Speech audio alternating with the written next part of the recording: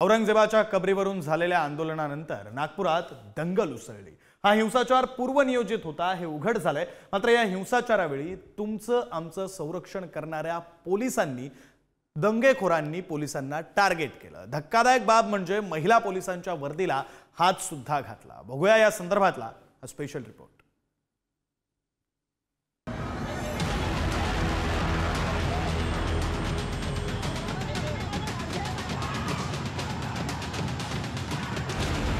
नागपुरातील हिंसाचारातील दंगेखोरांनी घृणास्पद कृत्य केलंय। भालदारपुरा परिसरात जमावाने अंधाराचा फायदा घेत एका महिला पोलीस कर्मचाऱ्याच्या अंगावरती हात टाकला। हल्लेखोरांनी महिला पोलिसाची वर्दी फाडण्याचा प्रयत्न करून विनयभंग केल्याची खळबळजनक माहिती समोर आली आहे। भालदारपुरा परिसरात महिला पोलीस कर्मचारी कर्तव्य बजावत होत्या। अंधाराचा फायदा घेत जमावाकडून महिला पोलीस कर्मचाऱ्याचा विनयभंग करण्याचा प्रयत्न झाला। महिला पोलीस कर्मचाऱ्याची वर्दी फाडण्याचा प्रयत्न झाला। इतर महिला पोलिसांनाही शिवीगाळ अश्लील शेरेबाजीही करण्यात आली। महिला पोलीस कर्मचाऱ्याला बाजूला नेण्याचा प्रयत्न झाला। महिला पोलिसाने स्वतःची सुटका केल्याने मोठा अनर्थ टळला। महिला पोलिसाला पकडलं आणि त्यांचे वस्त्र काढण्याचा प्रयत्न केल्यानंतर त्यांना दुसऱ्या बाजूला नेण्याचा प्रयत्न केला, पण ती महिला इतकी शूरवीर होती की तिने त्या सगळ्या जमावातून ती बाहेर पडली आणि नंतर तिने काल याची तक्रार नोंदवली आहे की त्याचा सीसीटीव्ही फुटेज आहे तो सगळा पोलिसांकडे आम्ही दिला आहे। महिला पोलिसांचा विनयभंग करण्याचा समाजकंटकांनी प्रयत्न केला, त्यावरून नागपूरच्या दंगलीची दाहकता लक्षात येते। हा कट ही दंगल पूर्वनियोजित होती का याकडे पोलिसांचं लक्ष आहे। पोलिसांनी आरोपींना काही अटक पण केलेली आहे। 23 मार्च पर्यंत त्यांना पोलीस कोठडी पण भेटलेली आहे। पण पोलिसांवर ज्या लोकांनी हात उगारला असेल त्यांना कठोर शासन झालं पाहिजे। महिला पोलिसांशी केलेल्या गैरवर्तनामुळे सर्व स्तरातून या घटनेचा निषेध व्यक्त केला जातोय। अशा दंगेखोरांवर कठोर कारवाई करण्यात यावी अशी भूमिका सामान्य नागरिकांची आहे। पोलिसांवर ज्यांनी कोणी हात टाकला असेल त्याच्यावर कारवाई व्हावी याच्याविषयी वेगळं मत कोणाचं असायचं कारण नाही। शेवटी पोलिसांच्या वर्दीचा सन्मान सगळ्यांनीच केला पाहिजे या भूमिकेचे आम्ही आहोत।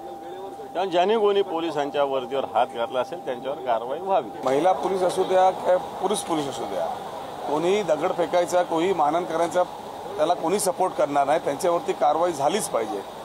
पण जेव्हा अशी परवानगी पोलीस देत असतं आंदोलन करायची आणि ते एरिया जर सेन्सिटिव्ह असतं तर त्यांनी आपली संख्या वाढवायला पाहिजे होती।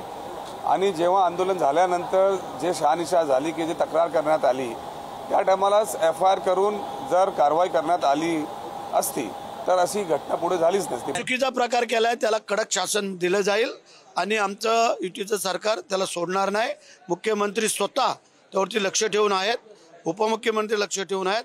त्याच्यामुळे ज्यांच्या चुका केलेल्या आहेत त्याला त्याचं प्रायश्चित मिळेल। तुम्ही जी घटना सांगितली मी स्वतःहून तो व्हिडिओ बघितला नाही, परंतु तुम्ही जी बाब सांगताय ती अत्यंत गंभीर आहे आणि त्यामुळं राज्याचे नेते आणि गृहमंत्री मुख्यमंत्री माननीय देवाभाऊ या विषयामध्ये कडक नक्की कारवाई करतील। त्यामध्ये कुणाचाही मुलाहिजा केला जाणार नाही।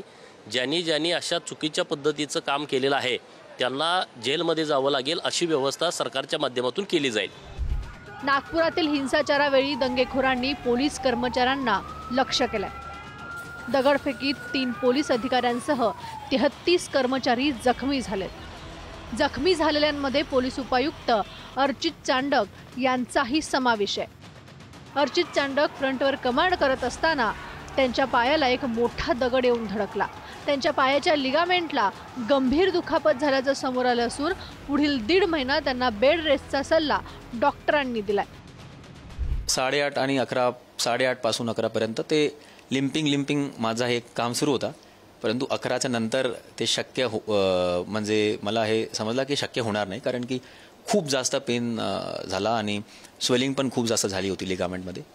नंतर 12 वाजता रात्री मी हॉस्पिटलला आलो होतो की एकदा दाखवण्यासाठी, तर डॉक्टर साहेबांनी म्हटलं क्लिअरली एक्सरे झाला, नंतर MRI पण झाला सकाळी की हे एक लिगामेंट टिअर आहे आणि म्हणजे स्ट्रिक्ट बेड रेस्ट असं सांगितलेलं आहे। दिवसाचा बेड रेस्ट सांगितलेला आहे, आता 6-8 वेळाचं सांगितलेलं आहे। आता बघूया कसं काय रिकव्हरी होत आहे 2-3 आठवड्यामध्ये।